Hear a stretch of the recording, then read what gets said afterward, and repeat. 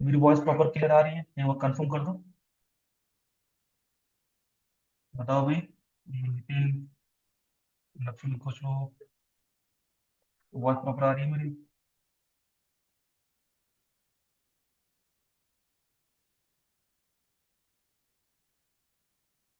Hello.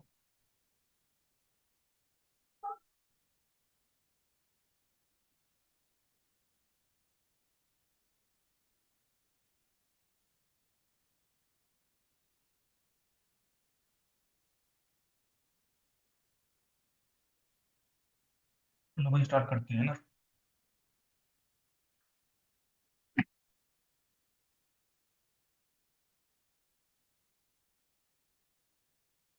हमने last class जो है सिक्योरिटी का एक्सटर्नल पढ़ लिया था, है ना? कि हमारे लिए एक्सटर्नल सिक्योरिटी कितनी इंपॉर्टेंट होती है। नॉर्मली कोई भी कंट्री चाहेगी भाई उसकी बॉर्डर वगैरह क्या रहे, सिक्योर रहे। लेकिन सिर्फ एक्सटर्नल सिक्योरिटी नहीं, हमारे लिए इंटरनल सिक्योरिटी भी बहुत मैटर करती है ना? जैसे आपको पता होगा कि अगर मान लो कोई कंट्री से बॉर्डर एरिया पर ही सिक्योर है, बट कंट्री के अंदर जो है प्रॉपर पीस मेंटेन नहीं है, तो ऐसी सिक्योरिटी का भी कोई बेनिफिट नहीं होता। जब तक कंट्री में जो इंटरनल इश्यूज हैं वो सॉल्व नहीं रहेंगे, तो बॉर्डर इश्यूज को सॉल्व करने का फायदा नहीं है। सबसे पहले हमें कंट्री में जो लोग रह रहे हैं उनके बीच की जो प्रॉब्लम्स हैं उनको सॉल्व करना चाहिए। जैसे आपने कई बार देखा होगा, कई सारे लोग करते क्या है, कार वगैरह ड्राइव करते काफी गलत तरीके से बहुत से लोगों को मार देते हैं। हाँ, रश ड्राइविंग हो जाती है। तो ऐसे में लोगों को क्या नाम है, सड़क पर चलना भी क्या नाम है काफी सेफ नहीं होता है। आए दिन क्या नाम है चोरी वगैरह होती रहती है, मर्डर वगैरह होते रहते हैं। तो कंट्री के अंदर जो है सिक्योरिटी जब तक मेंटेन नहीं होगी तो बॉर्डर सिक्योर करने का कोई बेनिफिट नहीं। ठीक है, यानी कि दोनों तरह की जो एक्सटर्नल इंटरनल दोनों जो है हमारे लिए इंपॉर्टेंट है। तो यहाँ जैसे रखा है कि maintaining internal law order and unity. Unity बहुत जरूरी है। लॉ एंड ऑर्डर से आपको पता ही है, इंडिया में चाहे कोई भी पर्सन हो, चाहे वो प्राइम मिनिस्टर हो, प्रेसिडेंट हो, एक नॉर्मल पर्सन क्यों ना हो, है ना, अगर वो रूल्स को फॉलो नहीं कर रहे हैं तो कोई फायदा नहीं है, क्योंकि भी इस कंट्री में सिक्योरिटी है नहीं। यहाँ पर हर किसी के लिए लॉ लॉ क्या होते हैं, सेम होते हैं। ठीक है। तो लॉ एंड ऑर्डर को प्रॉपर क्या नाम है लोग फॉलो करें, तभी जो है इंटरनल सिक्योरिटी क्या रहेगी, इंश्योर रहेगी। जैसे ट्रैफिक रूल्स होते हैं, हमें उनको फॉलो करना चाहिए। ठीक है। कोई भी पर्सन जो है क्या नाम है कास्ट जेंडर के बीच में किसी तरह का डिस्क्रिमिनेशन ना करे। अगर कोई लीडर पॉलिटिकल लीडर भी क्या करता है, यहाँ पर जेंडर डिस्क्रिमिनेशन कर रहा है या कास्ट डिस्क्रिमिनेशन करता है, तो वो भी क्या है कैसे इंटरनल थ्रेट माना जाएगा। इससे सिविल वॉर जो है आपकी हो सकती है। सिविल वॉर मतलब जो विद इन कंट्री वॉर होती है। तो कंट्री के अंदर वॉर होने के कई सारे रीजन हो सकते हैं, है ना? यहाँ पर लॉ एंड ऑर्डर किसी से यूज नहीं किया जाता है, या लोग उसको फॉलो नहीं करते हैं, या वहाँ पर यूनिटी नहीं है, लोग भी जो डिफरेंट कम्युनिटी है वो आपस में क्या है लड़ती रहती है। तो इनकी वजह से क्या होता है, इंटरनल थ्रेट जो होता है वो एक तरह से ऑटोमेटिकली क्रिएट हो जाता है। तो इसलिए हमें लॉ एंड ऑर्डर को फॉलो करना चाहिए, जितना हो सके यूनिटी में बनी रहे, ये जरूरी है हमारे लिए, है ना?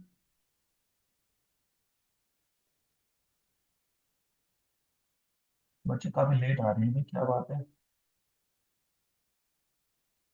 देखो, तो लॉ एंड ऑर्डर बना रहे, यूनिटी के नाम में हमारे कंट्री में बनी रहे, ये जरूरी है। बाकी protecting the country from danger with in, यानी सीधी सी बात है, देश के अंदर किसी तरह का थ्रेट थ्रेट नहीं होना चाहिए। जैसे मान लो कहीं बैंक वगैरह लूटा जा रहा है, वो ना हो। जो पुलिस वगैरह है अपने काम को से फॉलो करे, है ना, करप्शन वगैरह ना रहे, जितने भी क्या नाम है गवर्नमेंट ऑफिसर्स हैं ऑनेस्टली अपना क्या नाम है ड्यूटीज को फॉलो करें।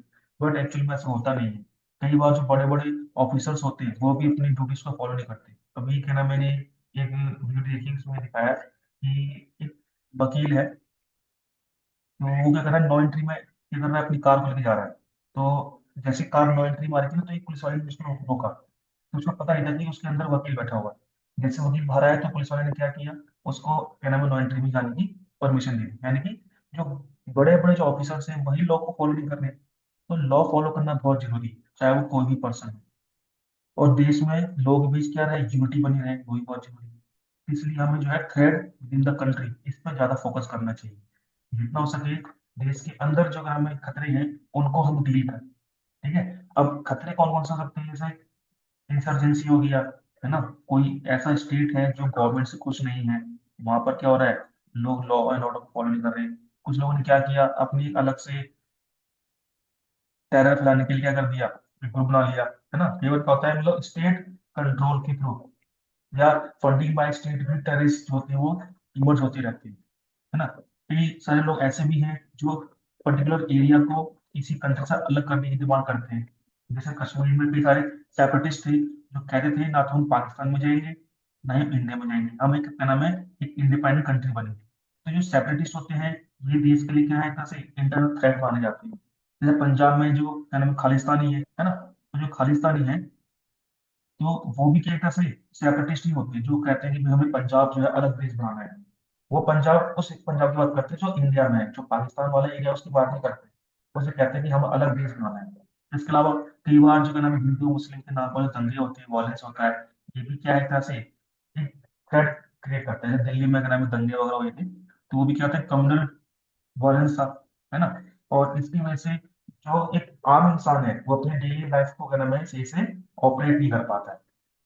तो इसलिए जो इंटरनेट थ्रेड है उसमें ये सारी चीजें जो होती हैं बहुत इंपॉर्टेंट रखती है। और ये सब चीजें कब क्या नाम है प्रॉपर फॉलो होंगी, जब वहां पर लॉ एंड ऑर्डर क्या होगा, सही से फॉलो होगा, लोग भी यूनिटी बनी रहेगी, और लोग भी जो डिफरेंट डिफरेंट कम्युनिटीज हैं वो एक दूसरे पर डिपेंड रहें और एक दूसरे पर एक म्यूचुअल ट्रस्ट बिल्ड करेंगे, तभी जाकर के क्या होगा, एक इंटरनल जो सिक्योरिटी है वो इंश्योर हो पाएगी।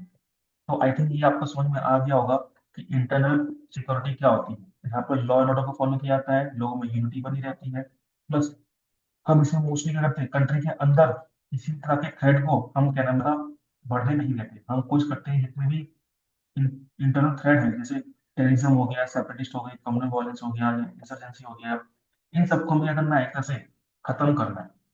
ठीक है, तो यहाँ तक आई थिंक आपको समझ में आ गया होगा इसका मीनिंग। अब बात करते हैं कि ये इतनी इंपॉर्टेंट क्यों है। जैसे आपने देखा होगा जब इंडिया का और पाकिस्तान के अलग अलग पार्टीशन हो गया था, और जो पार्टीशन था वो क्या होता, धर्म के नाम पे हुआ था, है ना। जहाँ पर हिंदू ज्यादा होंगे उसका नाम अलग से इंडिया बोल दिया, जहाँ मुस्लिम होंगे उसको पाकिस्तान बोल दिया। तो और इस वजह से क्या हुआ, लोगों में कम्युनल डिस्प्यूट्स क्रिएट हो गए। लोग क्या नाम है यहाँ पर हिंदू मुस्लिम आपस में क्या नाम है लड़ने लगे। जो इंडिया में जो मुस्लिम रहे थे उनका और हिंदू जो है इनके बीच रिलेशन अच्छे नहीं बनते। तो हमारी सबसे बड़ी इंपॉर्टेंस क्या थी, हम ये चाह रहे थे कि जितनी भी हमारी नेशनल इंटीग्रिटी है, यानी कि जो हमारी पहचान है, यूनिटी है, वो बनी रहे। अगर हम इस प्रॉब्लम को सॉल्व नहीं करेंगे, जो हिंदू मुस्लिम के बीच अगर यूनिटी को हम बिल्ड नहीं करेंगे, तो आने वाले टाइम में इस देश में क्या होगा, इंटरनल जो सिक्योरिटी है वो डिस्टर्ब होगी। देश के अंदर जो लोग रह रहे हैं उनको सिक्योरिटी हम प्रोवाइड नहीं कर पाएंगे, आए दिन हिंदू मुस्लिम के दंगे होते रहेंगे, ठीक है नहीं। तो इसलिए हमारे लिए इंटरनल सिक्योरिटी बहुत जरूरी है, ताकि देश की जो इंटीग्रिटी है ना, यूनिटी है, वो बनी रहे। ठीक है, तो मैं बाकी इसके अलावा किसी तरह कोई सिविल वॉर ना हो, है ना। अगर इंडिया अगर देखिए आज की डेट में वर्ल्ड के लिए बहुत ही अच्छे एग्जाम्पल सेट करता है, क्योंकि हमारे देश में अलग अलग कास्ट के लोग, जेंडर के लोग, रिलीजन के लोग रहते हैं, अलग अलग कम्युनिटी होती है, उनकी लैंग्वेज बिलीफ बहुत डिफरेंट होते हैं, लेकिन उसके बाद भी हम इंडियंस क्या हैं आपस में मिलकर रहते हैं।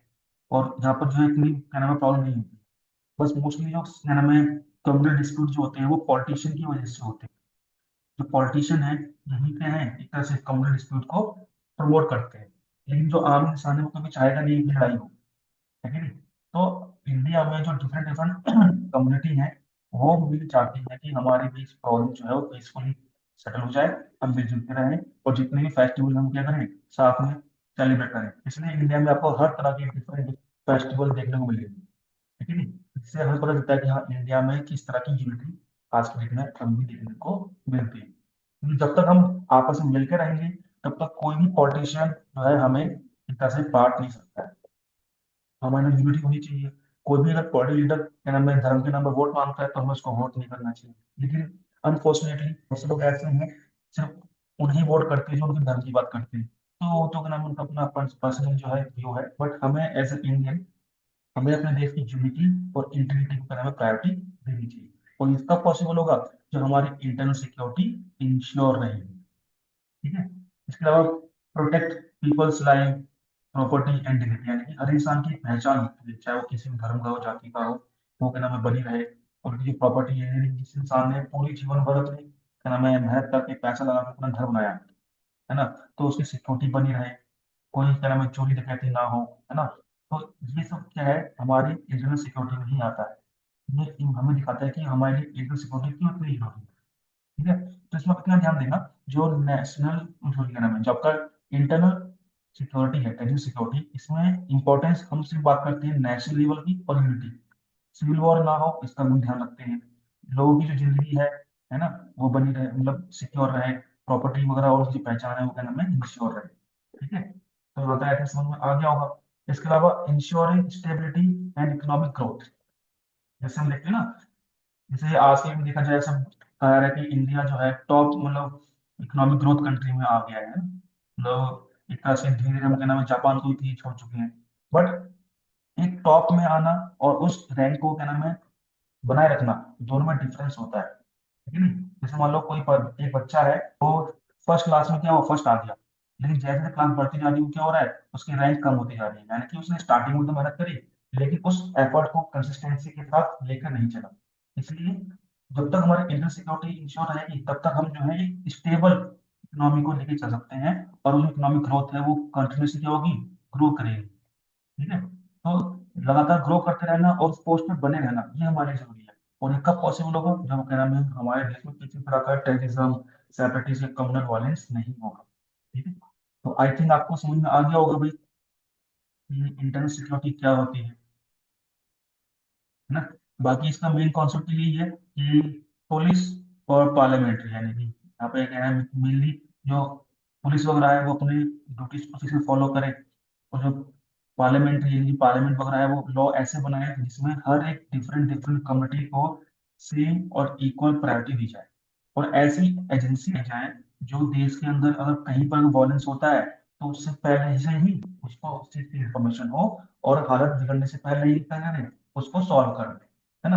यानी कि ऐसी टॉप सीक्रेट एजेंसी होनी चाहिए जो उन नेताओं को या उन ऐसे ऐसे क्या नाम है कम्युनिटीज को क्या करे, कैसे कंट्रोल करे जो देश में लॉ एंड ऑर्डर को बिगाड़ रहे हैं। ठीक है, और जितना हो सके देश में जो कानून वगैरह है वो क्या रहे अच्छे से मेंटेन रहे, है ना। हर जगह कानून का क्या करें लोग पालन करें, लॉज को प्रायोरिटी दें, क्योंकि आपको जानते हो इंडिया इंडिया में रूल ऑफ लॉ चलता है ना। यानी कि यहाँ पर कोई भी पर्सन लॉ से ऊपर नहीं है। तो लॉ एंड ऑर्डर से मेंटेन रहे तभी हम इंटरनल सिक्योरिटी को इंश्योर कर सकते हैं। तो आई थिंक आपको समझ में आ गया होगा। ये बात कन्फर्म कर दो भाई कि इंटरनल सिक्योरिटी क्या होती है, बताओ। हाँ भाई क्लास, यहाँ तक क्लियर है, कोई डाउट तो नहीं है। मैं एक चीज नोटिस कर रहा हूँ, बस कुछ ही बच्चे क्या नाम है क्लास में आते हैं, बाकी तो बस आके तुरंत चले जाते हैं। चलो कोई नहीं, अब आ जाओ यहाँ पर। Internal traditional security focus on maintaining order security with in the nation. बस आपको इतना ध्यान देना है कि जब भी हम बात करेंगे इंटरनल सिक्योरिटी की, तो वहां पर जो देश के अंदर के जो लॉ एंड ऑर्डर है उनका प्रॉपर क्या करें, इंप्लीमेंट किया जाए, लोग उसको फॉलो करें। अगर कोई भी पर्सन कानून से ऊपर समझता है तो उसको क्या नाम है अकॉर्डिंग टू लॉ पनिश किया जाए। ठीक है, अब आ जाओ यहाँ पर हम बात करते हैं। ये तो आपको हो गया मेन वही चीज ना, ये आपका इंटरनल सिक्योरिटी हो गया। अब आ जाओ इसमें।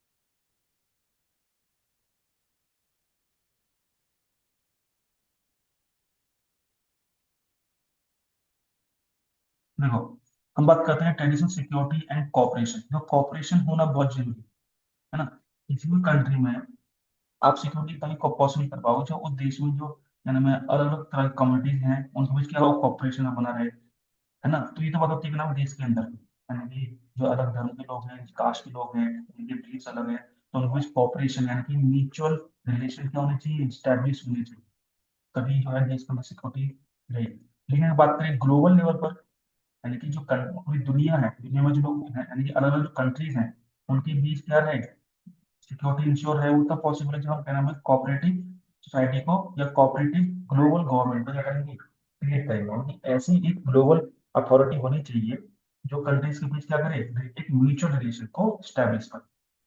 ठीक है, तो traditional security does not rely only on war, military strength, to reduce conflict, state also adopt cooperation, यानी कि हमें सिर्फ ऐसा नहीं है, हम चाहते हैं कि सिक्योरिटी मेंटेन रहे तो हम क्या नाम है, क्या करें, ग्रुप बना लें, है ना, ग्रुप में चले, कोई भी हम पर अटैक करेगा तो हम मिल करके उस दूसरे देश को मारेंगे। इससे सिक्योरिटी नहीं आएगी, इससे उल्टा क्या होगा, जो मानव जाति है वो खत्म ही होगी। तो हमें बेसिकली कॉपरेशन करना चाहिए। जो हम वेपन्स बना रहे हैं वो आज नहीं तो कल क्या करेंगे, यूज में लाए जाएंगे, और जब भी उनका यूज होगा तो ऑब्वियस सी बात है वहां पर लोगों को काफी ज्यादा नुकसान होगा, है कि नहीं। तो कहने मतलब ये है कि कॉपरेशन करना बहुत जरूरी है, इससे 100%, मतलब 100% बोल सकते हैं, तरह से क्या है, ह्यूमन लाइफ सिक्योर रहेगी। वही अगर हम मान लो मिलिट्री ग्रुप बनाते हैं, है ना, वॉर करते हैं, तो इससे दूसरे देश के लोग तो मारेंगे ही ना। अभी न्यूज दिखाया गया, जो वेनेजुएला है उस पर जो अमेरिका ने अटैक किया, तो वेनेजुएला के पास ना रूस के जो एक डिफेंस वो थी, मिसाइल थी S-300, जैसे इंडिया के पास S-400 है ना, उसके पास S-300 थी, बट ओल्ड वर्जन था काफी, मतलब 20-25 साल पुराना। अब इसने क्या नाम है S-300 लेके चला, लेकिन जो अमेरिका के पास जो फाइटर जेट है वो 5th जनरेशन वाले हैं। तो ऐसे में 5th जनरेशन जो है, इन S-300 की जो ओल्ड आज से 20 से 25 साल पुरानी जो टेक्नोलॉजी है, उसको तो इजीली क्या करेगी, हैंडल कर लेगी। तो अमेरिका ने क्या किया था, यहाँ की जो कि जितने भी क्या नाम डिफेंस सिस्टम थे ना उनको हैक कर दिया, जैम कर दिया था, तभी वहां पर क्या हुए, एंटर कर पाए। और अमेरिका का एक भी फाइटर जेट, एक भी जो है सोल्जर नहीं मारा गया, जीरो कैजुअलिटी हुई, और वहां के प्रेसिडेंट को उठा के लिया। तो हमें हमारा कहने का मतलब ये है, जो हम वेपन बना रहे हैं, है ना, ये सब क्या नाम है, एक दिन क्या नाम है दूसरे देश को नुकसान करेंगे करेंगे, चाहे वो अपने देश के हो, चाहे दूसरे देश के हो, है कि नहीं। इसलिए हमें कॉपरेशन स्टैब्लिश करना पड़ेगा, और वो कॉपरेशन कैसे होगा, वो होगा डिसआर्मामेंट की बेस पर, यानी कि आर्मामेंट, यानी कि यहाँ पर हम कोशिश करेंगे जितना हो सके वेपन्स को क्या किया जाए, एक तरह से न्यूट्रलाइज किया जाए। जितने भी अपने वेपन्स बनाए हैं उनको क्या नाम है, एक तरह से डिसबैंड कर दो, या इनको करना खत्म कर दो, या उनको बोल दिया जाए कि इनका यूज जो है कभी भी किसी कंट्री का अगेंस्ट नहीं किया जाएगा। अगर कोई कंट्री का नाम है वर्ल्ड पीस को का नाम डिस्टर्ब करती है तब हम कर सकते हैं, नहीं कंडीशन हमें क्रिएट करनी चाहिए ताकि लोग इन वेपन्स का कम से कम यूज करें। इसलिए क्या है, रिडक्शन और एलिमिनेशन ऑफ वेपन्स, जितना हम क्या नाम हथियारों को क्या नाम है कम से कम यूज करें, या तो क्या नाम है उनके यूज करने में कंडीशन लगा दें कि भाई ये कंडीशन बनेगी, अगर ये कंडीशन फुलफिल हो रही है तभी हम क्या नाम वेपन यूज करेंगे, अदरवाइज भी कभी हम वेपन का यूज नहीं करेंगे। लेकिन अमेरिका ने क्या किया, अमेरिका ने दिखा दिया भाई, वेनेजुएला जो है अमेरिका में ड्रग्स सप्लाई कर रहा है, जबकि वेनेजुएला से जो ड्रग्स आता है वो अमेरिका नहीं बल्कि यूरोप में जाता है। तो इसने अपने आप को विक्टिम दिखाया, और क्या नाम है वेनेजुएला पर अटैक कर दिया। तो वेपन्स का यूज तो वहां पे हो रहा है, वो यानी कि अपने पॉलिटिकल इंटरेस्ट को फुलफिल करने के लिए यहाँ पे क्या करती है, पावर कंट्री हमेशा वेपन का यूज करती है। तो वेपन्स का जितना हम यूज करेंगे तो इससे सिक्योरिटी तो इंश्योर होगी नहीं। तो इसलिए हमें वेपन्स का कम से कम यूज करना चाहिए। इसलिए हमने क्या किया, कई सारे ऐसे डिसएनवायरमेंट क्या करे हैं, प्रोड्यूस करे हैं, सबका ही लिख रखा है NPT, nuclear non non proliferation. देखो यहाँ पर नॉन प्रोलिफरेशन का मतलब क्या होता है, इसका मतलब पहले जान लो, ये प्रोलिफरेशन मतलब क्या होता है, इसका मतलब होता है एक्सपेंशन, किसी तरह का जो एक्सपेंशन है ना, उसको हम कहते हैं। लेकिन यहाँ पे क्या लग गया, नॉन, यानी कि यहाँ पे क्या बोला गया कि न्यूक्लियर जो बॉम्ब होते हैं हम उसको एक्सपेंड नहीं करेंगे, यानी कि जो 5 देश है हमारे पास, अमेरिका, ब्रिटेन, फ्रांस, रूस, चाइना, इनको छोड़ करके अब कोई भी देश जो है न्यूक्लियर वेपन्स नहीं बनाएगा, क्योंकि अगर 5 देश से ज्यादा अगर वेपन्स बनने लग गए तो इससे क्या होगा, वर्ल्ड में एक थ्रेड क्रिएट हो जाएगा। तो ऐसे में जो वॉर है उसके चांस बढ़ जाएंगे। इसलिए एनपीटी को क्या किया गया, सेंड किया गया, अब बोल दिया कि 5 देशों से अलावा कोई भी बाकी देश जो है न्यूक्लियर वेपन्स को टेस्ट नहीं करेगा, ये बोला गया। यहाँ पे लिखा है nuclear non proliferation. Non proliferation मतलब क्या होता है, एक्सपेंशन करना ही नहीं है हमें, हमें कोशिश करनी से जो न्यूक्लियर पावर है वो सिर्फ 5 देशों के पास रहे। लेकिन इंडिया ने ना कभी इस पर साइन नहीं की है, ये बोल करके कि अगर हम इस ट्रीटी पे साइन कर देंगे, ट्रीटी मतलब एग्रीमेंट, अगर हम इस ट्रीटी पे साइन कर देंगे तो इससे क्या होगा, इससे दुनिया दो पार्ट में बढ़ जाएगी। एक वो देश जो जिनके पास क्या है, जैसे यहाँ कर देते हैं, एक वो देश जिसके पास क्या है, न्यूक्लियर पावर है ना, और दूसरी वो जिनके पास कोई न्यूक्लियर पावर नहीं है, नॉन न्यूक्लियर पावर है। ऐसे दो पार्ट में दुनिया बढ़ जाएगी, और जो न्यूक्लियर पावर कंट्री है वो अपनी इन वेपन्स का यूज करके बाकी देशों में क्या करेंगे, एक तरह से हक जमाएंगे, अपनी बातों को मनवाएंगे। अगर इंडिया इस पर साइन कर देता तो आज इंडिया के पास न्यूक्लियर वेपन्स नहीं होता। तो एनपीटी तरह से डिस्क्रिमिनेशन फ्री करता है, एक ये डिस्क्रिमिनेटिव ट्रीटी थी, इसलिए इंडिया ने कभी इस पर साइन नहीं की। ये बायसनेस क्रिएट करता है न्यूक्लियर पावर कंट्रीज और नॉन न्यूक्लियर पावर कंट्रीज के बीच। ठीक है, फिर आपका आता है CWC, केमिकल वेपन कन्वेंशन, यानी कि किसी भी तरह का हम केमिकल यूज नहीं करेंगे किसी कंट्री के ऊपर। भले ही हम एक बार को क्या नाम है बॉम्ब गिर दें, मिसाइल गिर दें, लेकिन केमिकल वेपन्स का यूज नहीं करना चाहिए। तो इससे क्या होता है ना, जैसे मान लो अगर वो केमिकल वेपन्स अगर हमने किसी कंट्री में छोड़ दिया तो उसकी एटमोस्फेयर में क्या होता है, घुल जाता है, मिल जाता है। अब ऐसे में क्या होगा, जो लोग सांस लेंगे तो उनकी आंखों में जलन होगी, झाग निकलेगी मुंह से। तो इससे क्या नाम है, एक इंसानियत के लिए जो है बहुत खतरा है। इसलिए हमने क्या केमिकल वेपन्स का यूज करना बंद कर दिया है। इसमें बेसिकली जो फॉस्फोरस बॉम्ब होता है ना, उसका यूज बंद किया गया है। जैसे अभी क्या हुआ था सीरिया में, काफी टाइम हो गया है, रूस ने क्या नाम है मिसाइल गिरी थी ना, तो उसमें केमिकल वेपन्स का यूज किया, तो इससे वर्ल्ड में बोला गया फिर रूस ने गलत किया है, केमिकल वेपन्स का यूज नहीं करना चाहिए, क्योंकि फास्फोरस वगैरह बॉम्ब जो गिरते हैं ना, इससे फिर आंखों में जलन होती है, गले में खराश और झाग निकल लगती है, लेकिन इंसान तड़प तड़प के मरता है। इसमें बच्चे बूढ़े सब क्या होते हैं, इस बॉम्ब की चपेट में आ जाते हैं। तो ऐसे वेपन्स का हम क्या नाम है कम से कम यूज करें। तो ऐसे कई सारे क्या किए गए तरह से ट्रीटी साइन की गई, ताकि वेपन्स का कम से कम यूज किया जाए। कुछ क्या नाम कंट्री ने ये बोला कि हम क्या नाम है आसमान में, है ना, पानी में, या जमीन पर, या स्पेस में कहीं पर भी न्यूक्लियर वेपन का टेस्ट नहीं करेंगे। ये भी क्या नाम है ऐसे ट्रीटीज बनाए गए हैं। तो इनका मेन पर्पज ये होता है कि जितना हो सके हम उसका क्या नाम है कैसे मिसयूज को, मतलब मिसयूज ना करें बॉम्ब बॉम्ब का। पर आर्म्स कंट्रोल किए गए, regulating the number and types of weapons, यानी कि हमने बोला कि अगर मान लो किसी कंट्री ने वेपन बना रखे हैं, जैसे मान लो किसी के पास 100 वेपन है ना, उसको क्या नाम है कम कर दो, नंबर ऑफ वेपन्स क्या करें हम कम कर दें। ठीक है? जैसे हम अगर बात करें आज की डेट में, जैसे अब इंडिया के पास में अच्छे खासे वेपन्स है कि नहीं, और क्या नाम है रनिंग कंडीशन में है। अगर बात करें इंडिया और पाकिस्तान की, है ना, दोनों के पास न्यूक्लियर वेपन्स हैं। बट इंडिया के पास एक एडवांटेज है कि हमारे पास जितनी वेपन्स है वो रनिंग कंडीशन में है, और प्रॉपर उनके क्या नाम है टाइमिंग पर क्या नाम है सर्विस होती रहती है। लेकिन वही बात करें पाकिस्तान, इसके पास वेपन्स तो है बट वो उनका प्रॉपर यूज नहीं कर पा रहा है। क्यों? क्योंकि उसको फिर ऑपरेट करने के लिए पैसे चाहिए, उस वक्त इतना पैसा है ही नहीं। और मुझे सुनने में आ रहा है कि भी पाकिस्तान में एक इंटरनल सिक्योरिटी क्या है देखी गई, मतलब थ्रेट दिखा गया है, पाकिस्तान अगर टाइम हो सकता है कि कई सारे पार्ट में डिवाइड हो जाए, जो हमारा POK है वो हमें वापस मिल जाए, क्या पता, कैसे, मतलब एक तरह से पॉसिबिलिटी दिखाई जा रही है। तो फ्यूचर में देखते हैं क्या होता है। ठीक है, तो यहाँ पर क्या नाम है regulation of number and type of weapons, इनका हमें क्या नाम है एक तरह से ध्यान देना चाहिए। जितना हो सके रूल्स बना दिए जाए कि इतने वेपन्स का यूज हो, इस टाइप के वेपन का यूज हो, ये हमारे लिए बहुत जरूरी है। बच्चे काफी लेट लेट ज्वाइन हो रहे हैं, दिखती भी 2 कोने में।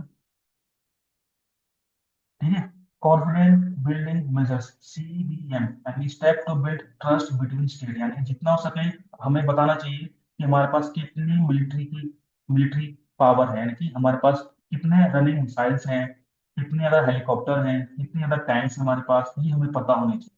ठीक है, यानी कैसे हमें अपने जितना अगर मान लो इंडिया बता रहा है कि मेरे पास 100 क्या नाम है न्यूक्लियर वेपन्स हैं, है ना, हंड्रेड्स ऑफ क्या नाम है टैंक्स हैं, 700 समथिंग क्या नाम है, कुछ भी ले लो, मतलब यानी कि पूरी डिटेल जो हमें आपस में शेयर करनी चाहिए। इससे क्या होता है ट्रस्ट बिल्ड होता है ना।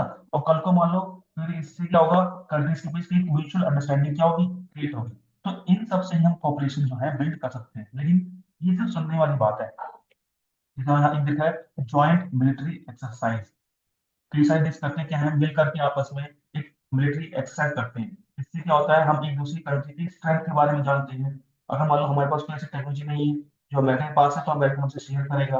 रूस के पास कोई टेक्नोलॉजी नहीं है तो इंडिया इंडिया क्या करेगा, रूस को देगा। तो कहने का मतलब इससे क्या होता है एक डिपेंडेंसी बढ़ जाती है, और जहां पर डिपेंडेंसी आएगी तो वहां पर जो है वॉर के चांस कम होंगे। आज के डेट में इंडिया और रूस के बीच अगर मान लो वॉर के कोई चांस है तो 0%, क्योंकि इंडिया और रूस क्या है काफी अच्छे बेस्ट फ्रेंड माने जाते हैं। हाँ, कल को अभी अगर देखें जिस तरह अमेरिका की कंडीशन जो है, जो उसकी चाल चलन है, इससे लग रहा है कि हाँ जिस तरह से वेनेजुएला पर अटैक किया है, वो बाकी कंट्री पर, कोलंबिया वगैरह पर, है ना, जो क्या नाम है आइलैंड है, सॉरी ग्रीनलैंड है, इसको लेकर क्या नाम है क्लेम करता रहता है। तो वो तो क्या नाम है वॉर कर सकता है, यानी कि देखा जाए तो, क्योंकि उसका मेन पर्पस है कि जितना हो सके पूरी पर अपना रोल जमाए। जो कंडीशन आज से 1991 से पहले थी ना, कि पूरी वर्ल्ड की जो इकोनॉमी है, या अगर हमें जो एक्टिविटी है वो अमेरिका के आसपास होती थी, तो वो चाहता है कि फिर से पूरी ग्लोबल पावर जो है वो अमेरिका के कंट्रोल में आ जाए। ये उसका मानना है। ठीक है, तो जितने मिलिट्री ऑपरेशन होते हैं ना, इससे क्या होता है, हम हेल्प करते हैं एक दूसरे की, डिपेंडेंसी बढ़ती है। ठीक है। हम जितना हो सके क्या नाम है मिलिट्री इंफॉर्मेशन शेयर करें, और क्या नाम है हम बताएं कि हमारे पास कितने वेपन्स हैं, ये सारे हमें पता रहेंगे, तो हम एक दूसरे पर कभी अटैक नहीं करेंगे। हमारी क्या रहेगी, एक इक्वल वो रहती है, स्ट्रेंथ रहती है। जब हमें पता रहता है कि हाँ सामने वाला दुश्मन पावरफुल है, तो हम उस पर अटैक नहीं करेंगे, क्योंकि हमें पता है कि वो भी हमारा नुकसान कर सकता है। क्लियर। बाकी मिलिट्री अलायंस, जैसे कॉपरेशन के मामले में मिलिट्री अलायंस काफी ज्यादा इंपॉर्टेंट होता है। जैसे अगर हम बात करें, अमेरिका इतना पावरफुल है, अब इसने क्या किया, ग्रीनलैंड को क्लेम किया है, जबकि यूरोपियन यूनियन जो है इस चीज को गलत मानता है। अब कल को मान लो अगर अमेरिका ने ग्रीनलैंड पर कैप्चर कर लिया, क्योंकि वहां पर बहुत सारे रेयर अर्थ एलिमेंट्स हैं, उन पर क्या नाम है वो कैप्चर कर लेगा, तो हो सकता है कि फिर वो क्या नाम है फिर से क्या करे, पावर बन जाए और ज्यादा। तो इससे फिर आपका जो नाटो है ना, ये खत्म हो सकता है। क्योंकि नाटो हो तब भी कोई दिक्कत नहीं है अमेरिका को, और ना हो तब भी कोई प्रॉब्लम नहीं, क्योंकि अमेरिका को मिलिट्री अलायंस बनाने की जरूरत नहीं है, कि वो ऑलरेडी पावरफुल है। उसने मिलिट्री अलायंस इसलिए बनाए हैं ताकि वो यूरोपियन कंट्रीज से क्या करे, उनसे इंफॉर्मेशन लेता रहे, तो वहां पर अपने सर्वेलेंस करता रहे, और वहां के रिसोर्स का यूज करता रहे, इसलिए उसने नाटो बनाया है। यानी नाटो बनाने के लिए अमेरिका को ऐसा नहीं है अमेरिका मरा जा रहा है कि भाई मुझे क्या नाम है ग्रुप बनाना चाहिए। बट हाँ, लेकिन ये है मिलिट्री अलायंस बनाने से जो छोटे मोटे देश हैं उनको फायदा हो जाता है, जो पावरफुल कंट्रीज हैं उनसे क्या नाम है वो बच जाते हैं। यानी जितनी यूरोपियन कंट्री है वो नाटो का मेंबर इसलिए है ताकि रूस से क्या नाम है वो बचे रहे, है ना। क्योंकि अमेरिका कहता है कि भाई आप नाटो का मेंबर बने रहोगे तो रूस आप पर अटैक करेगा नहीं, इसलिए जो मेंबर से बने हुए हैं। कल को अगर मान लो ये खत्म हो गया, तो फिर कुछ कंडीशन क्या नाम है चेंज होती है, बाकी आपका वार्सा पैक्ट हो गया, है ना। तो ये क्या है, बेसिकली मिलिट्री रूल्स अलायंस है जो कोऑपरेटिव एडिशनल सिक्योरिटी को प्रमोट करते हैं। यानी आज तक जितने भी देश हैं वो इन मेथड को यूज करते आ रहे हैं। ये सारे मेथड हैं जो मैंने आपको अभी यहाँ समझाए हैं। ठीक है, डिसमेंट हो गया, आर्म्स कंट्रोल हो गया, सीबीएम हो गया, बाकी मिलिट्री लाइंस। अब बात आती है कि इसकी इंपॉर्टेंस क्या है, इंपॉर्टेंस ऑफ कोऑपरेशन। इससे क्या होता है, वॉर के चांस क्या होते हैं, कम हो जाते हैं, है ना। कभी भी क्या नाम है वॉर वॉर नहीं होती है। हम कोशिश करते हैं, अगर हम इस चीज को लेके चलेंगे ना, तो अपने हथियार को कम कर देंगे, नंबर्स कम कर देंगे। अगर हम आपस में म्यूचुअल ट्रस्ट, ट्रस्ट बिल्ड करेंगे, तो इससे कंट्री आपस में लड़ेगी नहीं। अगर हमारा मिलिट्री अलायंस बना रहेगा, तो हम आपस में क्या करेंगे, बस मिलिट्री एक्सरसाइज करेंगे, कभी एक दूसरे को अटैक नहीं करेंगे। इससे वॉर के चांस क्या होते हैं, 99% क्या होते हैं, कम हो जाते हैं।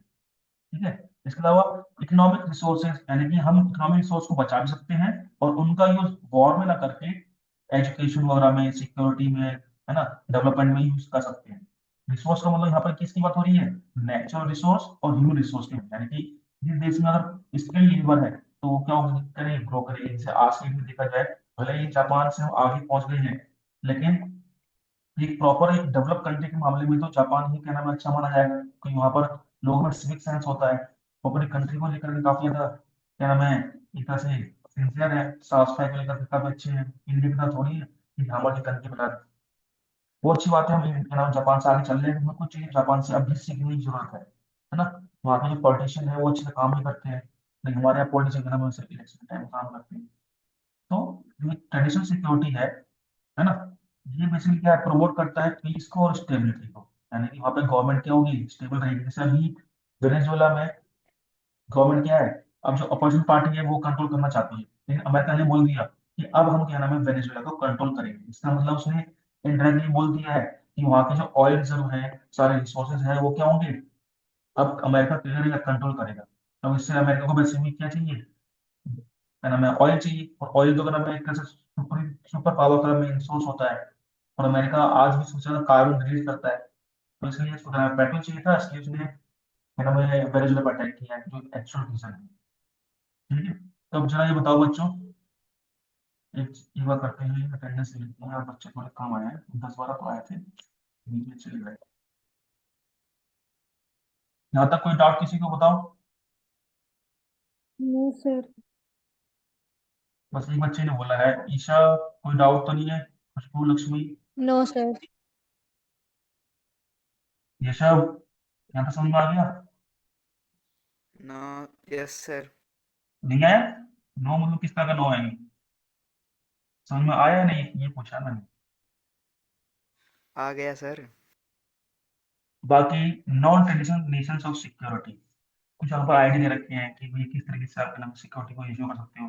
जो मैंने आपको बताया ना कॉपरेशन को लेकर के, ये सब ये wide scope, not focus just on state, include individual society, यानी कि यहाँ पे दे रखा है कि इंडिविजुअल पर्सन को भी हमें इम्पोर्टेंस देनी चाहिए, है ना। इसके बारे में थोड़ा हम क्या नाम है, चलो आप भी बता दो, 5 मिनट में हो जाएगा, बस ज्यादा बड़ा तो नहीं है, बड़ा तो है नहीं। अच्छा, मेन आपका एक ये है, इंडिया की स्ट्रेटेजी क्या है ना, थोड़ा इसको भी क्या नाम है समझ लेते हैं। देखो, now there are security challenges other than military threat to the state. It reduce conflict, state also adopt cooperation. यानी की बात है, यहाँ पर हमें क्या करना चाहिए, जितना हो सके जो मिलिट्री थ्रेट है या कंट्री के अंदर जो प्रॉब्लम चल रही है, हमें इन सबको इम्पोर्टेंस देनी चाहिए, है ना। Security challenges other than military threat to the state, यानी कि सिर्फ मिलिट्री का खतरा नहीं होता है, देश के अंदर भी कई सारे ऐसे देशद्रोही होते हैं जो खाते यहाँ का है और क्या नाम गुण गाते बाहर का, ठीक है। तो हमें उनसे बचना चाहिए। थ्रेट अफेक्टिंग कॉमन पीपल, यानी कि जो क्या नाम है इंटरनल सिक्योरिटीज होती है, ये एक आम इंसान की क्या नाम है लाइफ को काफी ज्यादा अफेक्ट करती है कि नहीं। तो इसलिए हमें क्या नाम है इनसे बचना चाहिए। अब सपोज क्या नाम है, कुछ कोर आइडियाज यानी कि कैसे हम क्या नाम है इसको इंश्योर कर सकते हैं। इंडिविजुअल एंड सोसाइटी, यानी कि यहाँ पर सोसाइटी में जो आपको पता है ये सब की समाज की सोसाइटी की सबसे स्मॉल यूनिट क्या होती है, एक सिंगल पर्सन होता है ना। एक सिंगल पर्सन है, ठीक है। ये क्या है, समाज का एक सबसे छोटा क्या है, एक स्मॉल यूनिट होती है। तो हमें इंडिविजुअल पर्सन की राइट्स के बारे में हमें सोचना चाहिए। तो हर एक पर्सन जो है कंट्री का क्या करेगा, सिक्योर फील करेगा, तभी वहाँ की सोसाइटी कंट्री क्या होगी, अपने आप को सिक्योर फील करेगी। इसके अलावा non military issues outside battlefield, यानी कि यहाँ पे कई बार क्या है ना, जो पावर कंट्री है वो करती क्या है, हमेशा मिलिट्री थ्रेट उठाती रहती है। लेकिन सिर्फ मिलिट्री मैटर नहीं करती है, मैटर करती है वहाँ की सोशल, इकोनॉमिक, इन्वायरमेंटल प्रॉब्लम्स जो है। कि अगर समाज में जाति के आधार पर काफी डिस्क्रिमिनेशन है या स्किन कलर के बेस पे डिस्क्रिमिनेशन है, हमें उसको इम्पोर्टेंस देनी चाहिए। इकोनॉमिक हो गया, यानी कि हमें खोज करनी है कि अपना जो ट्रेड है वो क्या हो, एक्सपेंड हो, हमारा एक्सपोर्ट बढ़े, इंपोर्ट कम हो। हम जितना एक्सपोर्ट करेंगे यानी कि सामान को दूसरे देश में बेचेंगे, तो उससे क्या होगा, फॉरेन करेंसी हमारे पास आएगी। प्लस हम डेवलपमेंट ऐसा लेके चलें जो इन्वायरमेंट को कम से कम खतरा पहुंचाए, यानी कि इको फ्रेंडली डेवलपमेंट होना चाहिए। ये हमें क्या है बताता है कौन, जिसमें हम नॉन मिलिट्री को लेके चलते हैं, ठीक है। तो हमें सिर्फ मिलिट्री को ही नहीं बल्कि नॉन मिलिट्री इशू है उनको भी इंपॉर्टेंस देनी चाहिए। तो सोशल, इकोनॉमिक, इन्वायरमेंटल जो डेवलपमेंट है वो जितना ज्यादा होगा, तब क्या है, कैसे क्या होगा, हम सिक्योर मानेंगे, ठीक है। यानी कि नए तरीके हैं कैसे देखा जाए। आज के डेट में सिर्फ ऐसा नहीं है कि दूसरा देश हम पर अटैक कर रहा है, बॉम्बिंग कर रहा है, तो उससे हमें बचना है। हमारे लिए ये सारी चीजें भी बहुत इंपॉर्टेंट रखती हैं। जैसे आज की डेट में इंडिया में आज भी काफी ज्यादा डिस्क्रिमिनेशन होता है, तो उसके अगेंस्ट लड़ना चाहिए, ठीक है। और हमें क्या नाम है, हर एक पर्सन को क्या नाम है इंपॉर्टेंस देनी चाहिए, चाहे वो किसी भी कास्ट का हो, जेंडर का और रिलीजन का हो, ठीक है। अब आ जाओ यहाँ पर फीचर्स है, जैसे not just focus on state, on state पर नहीं चले तो वही आ गया ना, इश्यूज आउटसाइड बैटलफील्ड, यानी ह्यूमन सिक्योरिटी को यहाँ पर बात की गई है। और इंटरकनेक्टेड, यानी कि यहाँ पर बोला है ना कि हमें कंट्रीज आज की डेट में कोई भी देश ऐसा नहीं है जो अपने आप में क्या हो, कंप्लीट हो, पावरफुल हो। हमें क्या नाम है करना चाहिए, डिपेंडेंसी को इंक्रीज करना चाहिए। जैसे अगर हम देखें, हम इंडिया जो है चीप लेबर के मामले में काफी फेमस है वर्ल्ड में, और सऊदी अरब में ऑयल वगैरह मिलता है। तो दोनों कंट्री क्या है, दोनों चीज के मामले में एक दूसरे पर डिपेंड है। तो हमें एक दूसरे पर डिपेंडेंसी बढ़ाना चाहिए। इससे क्या नाम है, फ्यूचर में क्या नाम है कंट्री से भी रिलेशन और अच्छे होते हैं। हमें ह्यूमन सिक्योरिटी को प्रायोरिटी देनी चाहिए, ह्यूमन राइट्स को प्रायोरिटी देनी चाहिए। जैसे आज के भी देखा जाए, जो पॉलिटिशियन है वो ह्यूमन राइट्स का काफी वॉलेशन कर रहे हैं। तो हमें ऐसे नहीं करना चाहिए, जितना हो सके लोगों की जो डिग्निटी है, जो उनकी सेफ्टी है, उस पर ध्यान देना चाहिए। यहाँ पर जो पॉलिटिशियन है वो कास्ट के बीच में लोगों को आपस में लड़ाते हैं, झड़ाते हैं, ये सब करने में हमें इंपॉर्टेंस नहीं है। इसलिए ह्यूमन सिक्योरिटी और क्या नाम है इंटरकनेक्टेड में हमें होना चाहिए, ताकि डिपेंडेंसी हमारी बनी रहेगी। सिर्फ कंट्री के अंदर ही नहीं, कंट्री के बाहर जो देश है उनके बीच भी जो इंटरकनेक्टेड है और इंटरडिपेंडेंट है, वो हमें क्या नाम है होना चाहिए जितना हो सके, ठीक है। तो ये बेसिकली क्या है, एक तरह से नॉन ट्रेडिशनल जो सिक्योरिटी है उसके बारे में बात करता है, यहाँ पे सिर्फ वॉर नहीं और कई सारे मैटर भी इशू करते हैं। इसके अलावा एक हम इसमें ले सकते हैं डेमोक्रेसी, है ना। जैसे अगर बात करें इंडिया में डेमोक्रेसी की अगर बात करें, तो यहाँ पर काफी लोग कह रहे हैं कि इंडिया में जो पॉलिटिशियन है वो पब्लिक की जो प्रॉब्लम्स उनको सही से सुनते नहीं है। जब भी इलेक्शन आते हैं तो लोगों को क्या नाम है, जो रियल इश्यूज होते हैं उनसे डाइवर्ट करने के लिए लोग आपस में लड़वाते रहते हैं। तो ऐसी कंडीशन जो है ना हो इंडिया में या और किसी कंट्री में, डेमोक्रेटिक वैल्यूज क्या रहे, कैसे बनी रहे, ये हमारे लिए जरूरी है। लोग अपने राइट्स का प्रॉपर यूज करें। क्लियर? चलिए भाई, आज के लिए फिर इतने रखते हैं। बाकी एक छोटा टॉपिक रह गया है, वो मैं आपको बता दूंगा। इसमें हम पढ़ेंगे कि इंडिया का सिक्योरिटी को लेकर क्या